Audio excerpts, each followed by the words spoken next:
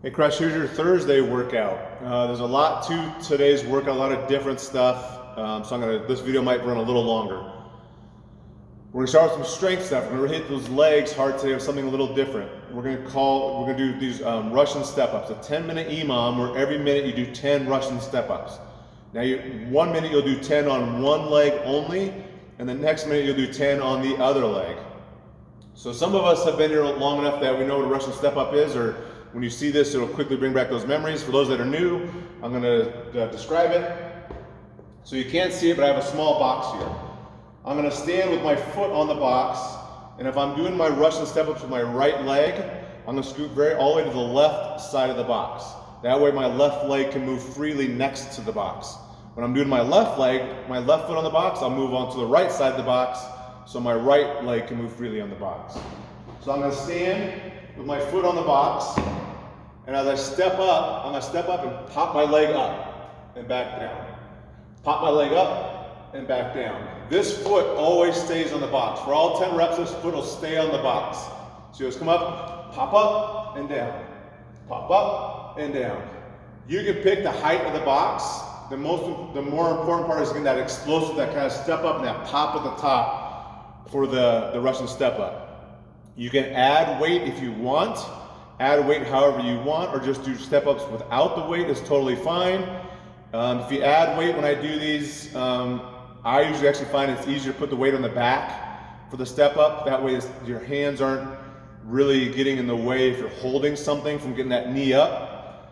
And then when I'm doing without weight, I kind of actually have my hands are kind of going with my legs to kind of help that pop. So if you do add weight, it's probably easiest to make it a back weight, which is a little counterintuitive because usually it's easier to hold things if you hold them in your hands and you step up. But with your legs moving around as much as they are and the knees coming up, if you have something in your hands, that kind of gets in the way of your leg moving freely. So if you choose to add weight, great.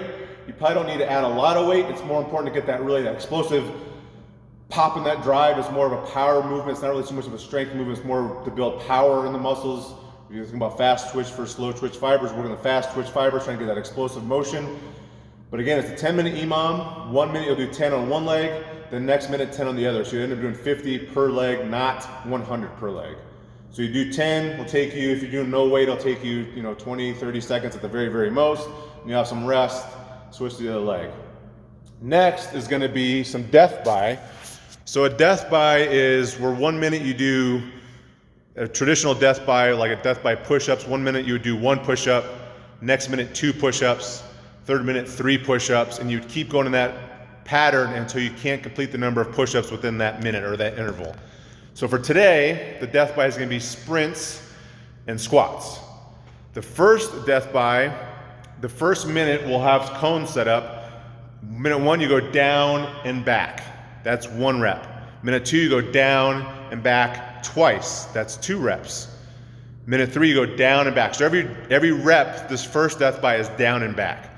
So it's probably not gonna, for a lot of folks, I'm thinking that may be 4 or 5 minutes, because if you're 4 minutes in, that's the 5th round, which means you have to go down and back 10 times.